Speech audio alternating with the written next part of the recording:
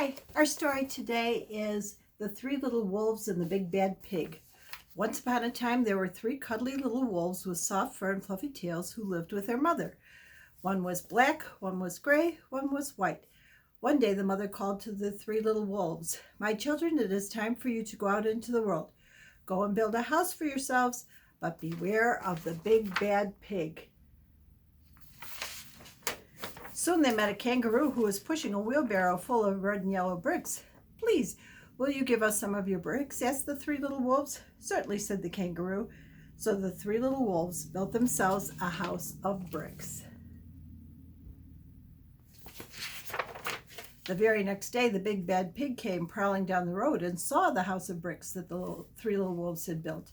The three little wolves were playing croquet in the garden. When they saw the big bad pig coming, they ran inside the house and locked the door.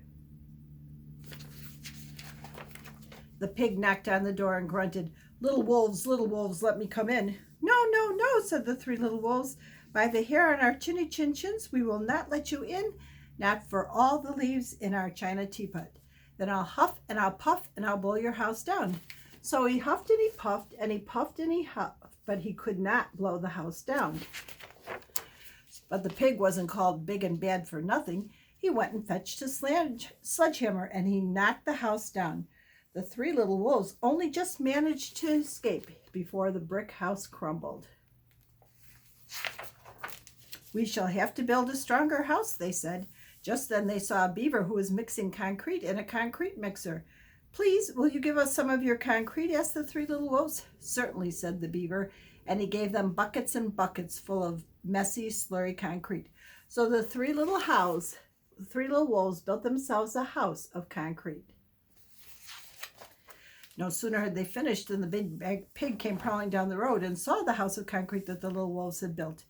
They were playing badminton in the garden when they saw the big pig coming, and they ran inside. The pig rang the bell and said, "Little frightened wolves, let me come in." "No, no, no," said the three little wolves. "By the hair on our chinny chin chins, we will not let you in, not for all the tea leaves in our china teapot. Then I'll huff and I'll puff and I'll blow your house in." So he huffed and he puffed and he puffed and he huffed, but the house did not fall.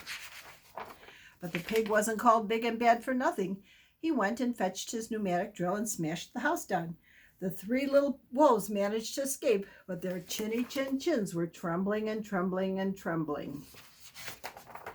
"We shall build an even stronger house," they said.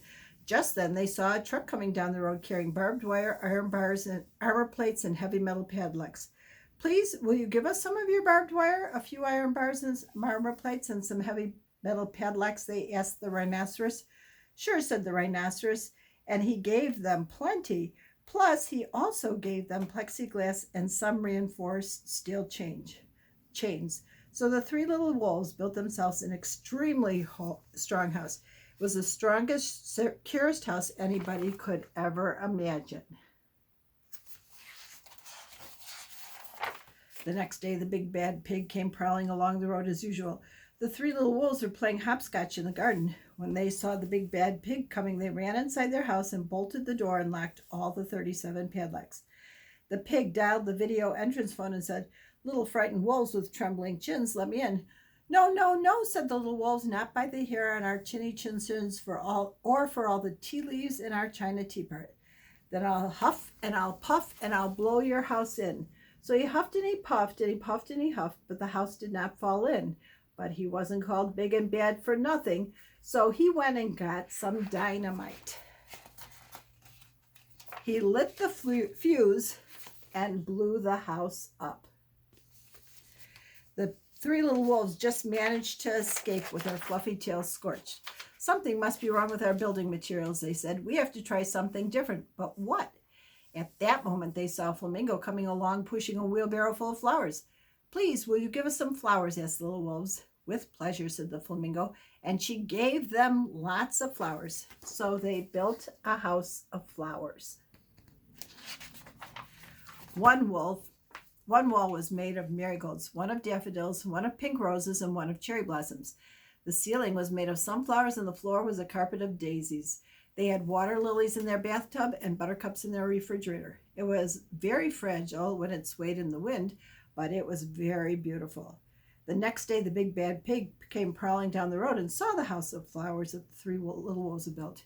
He rang the blue bell at the door and said, "Little frightened wolves with the trembling chins and the scorched tails, let me come in." "No, no, no," said the three little wolves. "By the hair on our chinny chin chins, we will not let you in, not for all the tea leaves in our china teapot." "Then I'll huff and I'll puff and I'll blow your house in," he said. But as he took a deep breath, ready to huff and puff, he smelled the soft scent of flowers. It was fantastic. The scent was so lovely, the pig took another breath, and then another. He sniffed deeper and deeper until he was quite filled with the fragrant scent. His heart grew tender, and he realized how horrible he had been.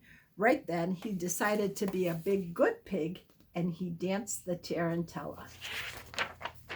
At first, the three little wolves were a bit worried that it might be a trick, but soon they realized the pig had truly changed, and they started to play games with him. First, they played Pig Pog and Piggy in the middle, and when they were all tired, they invited him into the house. They offered him tea and strawberries and wolfberries and asked him to stay with them as long as he wanted. The pig accepted, and they all lived happily ever after together. The end.